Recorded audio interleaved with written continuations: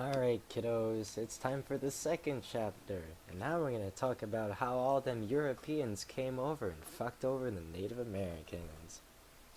Yay! So, first, obviously, we got Christopher Columbus who came over and he fucked over all them peoples in the Caribbeans. And then he tried to find gold and he didn't find gold. And in the end, he became a shitlord that didn't do anything and died a miserable asshole. So, rest in peace, Christopher Columbus. Nobody will miss your stupid ass. Then, there's some other people who started coming over and exploring America, and Spain and Portugal agreed to this Treaty of Tordesillas. Treaty of Tordesillas. That, okay. Agreed to a Treaty of Tordesillas that basically split up the world between them because clearly nobody else mattered and they were the only ones who would be able to make money. And so Spain got the Americas. And then there's this one Italian merchant named Amerigo Vespucci who went like, you know what, I think, guys, this isn't Asia. And he went to a German map maker and went like, you know, dude, I don't think this is Asia. And the German map maker went like, you know what, fuck it. Sure, we're going to call it America. That's why it's America. Oh yeah, I don't know how you could have forgotten, but guns and disease are very good at killing people, especially the Native Americans. Don't you forget that. Okay.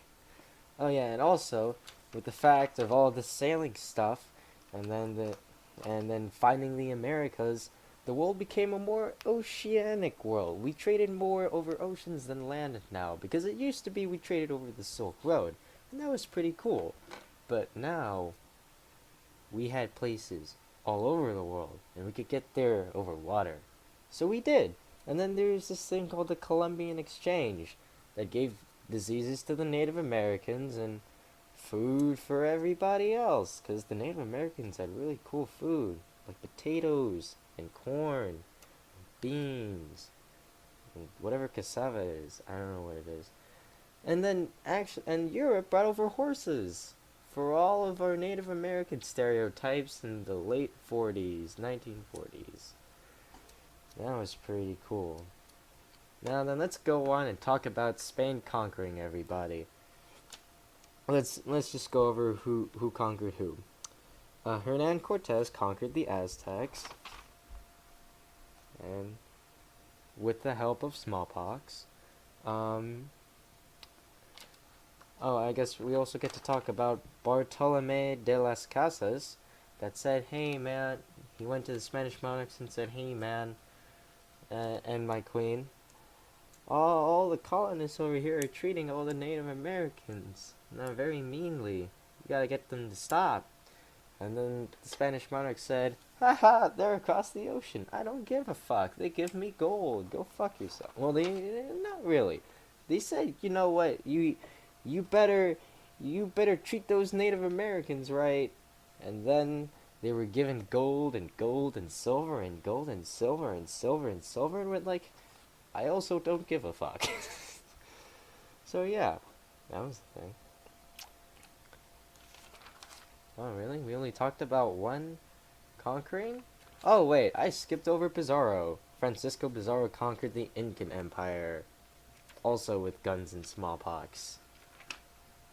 Just remember that. Also around this time, knock, knock, knock, it's Protestantism. And now there's the Protestant Reformation. It'll eventually affect who comes over to the Americas and settles there. Because with all these religious differences, somebody's gotta go, you know. Oh yeah, and also nation states actually started popping up now. So like, England, France, Spain, Italy, and Germany actually kind of started forming. And then there is a peace thing called the Peace of Augsburg and a Treaty of Westphalia that stopped the Catholics and Protestants from killing each other as much. And that was pretty cool. But now let's go back to the Spanish conquering people. So there's a guy named Ponce de Leon who went to Florida and tried to find a fountain of youth, but he didn't find it because there ain't one. Florida's for old people, but they ain't getting any younger, man. And so he died by a poisoned arrow. Rest in fucking peace. But that was kind of the first contact. And then Cabeza de Vaca and 3 other dudes, along with about 300 other dudes, or 400 other dudes, tried to get to Florida. They got fucked over. They made 5 ships. They sailed. They were trying to make it to Mexico. And what they did was landed in Texas. Yeah. Maybe you remember the name if you remember your 7th grade classes, little boys and girls. If you live in Texas. If you don't live in Texas, you've never heard of this. But, so eventually it was down to 4. Cabeza, 2 other guys, and a slave named Esteban. And they walked on down to Mexico City, where the Spanish basically had already established themselves. And then Esteban led another guy named Deniza, and they scouted forward into New Mexico and some other places trying to find cities of gold. And he went like, yeah, these 7 city. And Deniza came back after Esteban died. And Deniza came back and said, these 7 cities of Cibola, and they've got gold, lots of gold, and there's buffaloes there, and I saw irrigated fields, and there were huge, populous towns. And he said, but I only saw those things. I only heard about the gold. But what everybody else heard was, I got a shit ton of gold, and man, there's all these people. So they went and tried to go fuck him up. Let's see.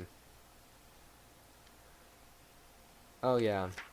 And eventually, the Spaniards realized there's nothing in Arizona and New Mexico. So they kind of fucked up. Oh yeah, there's this guy named Hernando de Soto, who went into the Mississippi River Valley. He tried to find gold. He ended up killing a village of innocent people and women and children, and he then died by fever. Rip. And there's this guy named Juan Rodriguez Cabrillo that tried to go to... He went to go to California. And then they traded, and then they didn't find China or gold, because they were actually trying to find China. And then finally, after all this time, they tried again to go conquer Florida. And they did. And they protected it from the French and their Fort Caroline, because the French Protestants tried to get away from them Catholics. But the Spanish went like, you go fuck yourself right now. And then Florida became just a bunch of pretty casual soldiers and Native Americans and Africans that all just kind of, they were all pretty chill. There was intermarriage, they all kind of fucked whoever, and you know, it was a really chill place for a while. And there was literally just a Spanish colony that kind of didn't really follow anything except, you know, farming whatever the hell they wanted and fucking whoever they wanted, until they became part of the United States. And then, hundreds of years later, now in the modern times, it's for old people. Ooh. And also after that, they tried settling New Mexico again, and they did. And then they also killed a lot of Native Americans because they were trying to convert them to Christianity, and it didn't work. Oh well. And even though the king said, you better treat them Native Americans with respect, he just killed a lot. The governor just killed a lot of them. The guy named Don Juan de Oñate. I don't know. Something like that. Alright. We're going to talk at the French now. So let's see.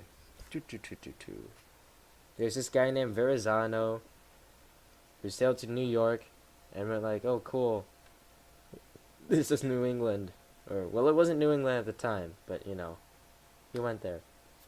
And then Jacques Cartier tried to find Asia, and he didn't. He found all the other places in North America, and he went back to the French and said, guys, we can't go to Asia. And everybody went like, damn. Feels bad, son. Alright. Oh, now we're talking about the English. That means we have to talk about religion again. And basically, all you need to know is that England said fuck Catholicism, but only because I can't marry the one I want to marry. And by I mean King Henry. King Henry? I think. Yes, King Henry VIII. So basically, he went like, I want to marry who I want and get a divorce. So he said, fuck the Catholic Church, we're making the Anglican Church. And then there were some other people called the Puritans who said, fuck that, we're going to be even less Catholic. And then there were still Catholic people that went like, I still like Catholicism. And then after a bunch of kings and queens died, there's this person named Queen Elizabeth I that said, you know what? If we're Catholic, that means I can't be queen. But if we're Protestant, I can be queen. So then England became Protestant, and all the Catholics were persecuted. And in 1588, I haven't mentioned any dates. In 1588, the Spanish Armada got fucked over by the English Navy, and it was like, boom! Now England's on top of the world.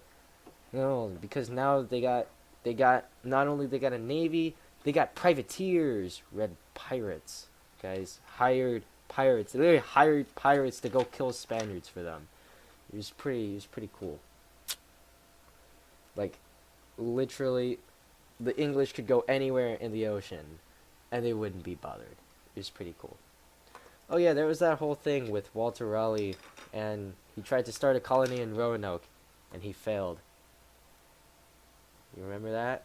Alright, guys. That's it. That's everything that that's basically the whole chapter. And if you have anything else, you should read the book. It's got a lot of cool details.